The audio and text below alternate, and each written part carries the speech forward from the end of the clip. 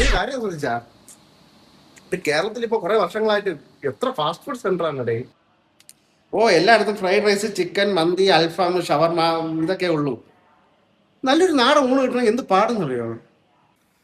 അതിന്റെ കൂടെ വേറെയും ഒരു കാര്യം കൂടെ വളരുന്നുണ്ട്. എന്തോന്ന്? Multi speciality hospital.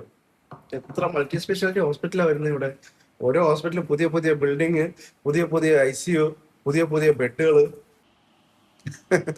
നീ എന്തരടെ പറയണത്? ആശുപത്രിയും പാസ്പോർട്ടും കൂടുന്ന തമ്മിൽ എന്തെങ്കിലും ബന്ധമുണ്ടോ?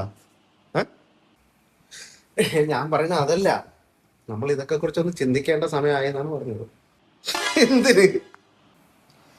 അതല്ല ഞാൻ പറഞ്ഞു വരുന്നത്. നമ്മൾ ഈ ഓരോ ഹോട്ടലിലും പോയിട്ട് ഒരുപാട് പ്രോസസ്ഡ് ഫുഡ് കഴിക്കുന്നുണ്ട്, ഹൈ കലോറി ഫുഡ് കഴിക്കുന്നുണ്ട്. പിന്നെ മധുരം, ഉപ്പൊക്കെ കൂടുതൽ കഴിക്കുന്നുണ്ടല്ലോ ഈ പ്രഷറും കൊളസ്ട്രോളും ഇതൊക്കെ വരുന്നത്. ഹാർട്ട് ഡിസീസ് ഒക്കെ വരുന്നത് പിന്നെ എന്തുകൊണ്ടാണ്? ഈ ആവശ്യമില്ലാത്ത ഫുഡൊക്കെ കഴിക്കുന്നുണ്ടല്ലോ.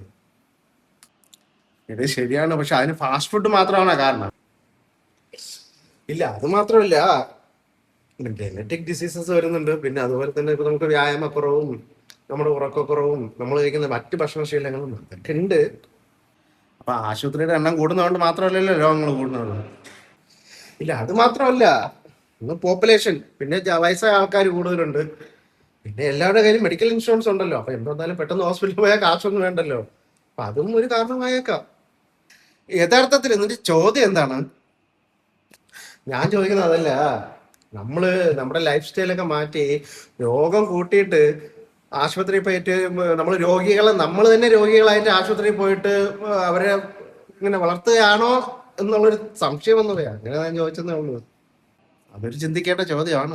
ഇപ്പൊ ഒരു ബർഗർ കഴിച്ചെന്ന് പറഞ്ഞിട്ട് ആർക്കും മറ്റേ രോഗം വരണമെന്നല്ല ഞാൻ പറയണത്. ഒരു ദിവസം കുറച്ച് ആഹാരം നമ്മൾ മാറ്റി ചിന്തിക്കുന്നതിലും കഴിക്കുന്നതിലും പ്രശ്നമൊന്നുമില്ല.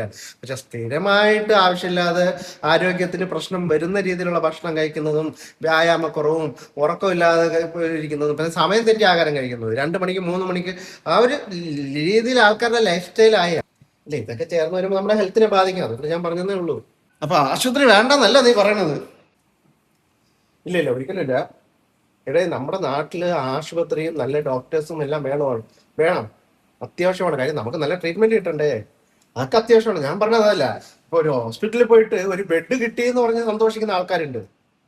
അതിനേക്കാളും നല്ലതല്ലേ നമുക്ക് ആ ഒരു ബെഡ് കിട്ടേണ്ട ഒരു സാഹചര്യത്തിൽ നമ്മൾ എത്തണ്ട എന്ന് പറഞ്ഞ് സന്തോഷിക്കുന്നത്. ഇത് പറഞ്ഞതേ ഉള്ളൂ. കാരണം ആരോഗ്യം നഷ്ടപ്പെട്ടിട്ട് നമ്മുടെ കാശ് കൊണ്ട് വല്ലവന്റെയും കൈ കൊണ്ട് കൊടുക്കുന്നതിനേക്കാളും നല്ലതല്ലേ ആരോഗ്യം നോക്കി സ്വന്തം വീട്ടിൽ ഇരുന്ന് സന്തോഷമായിട്ട് ജീവിക്കുന്നത്.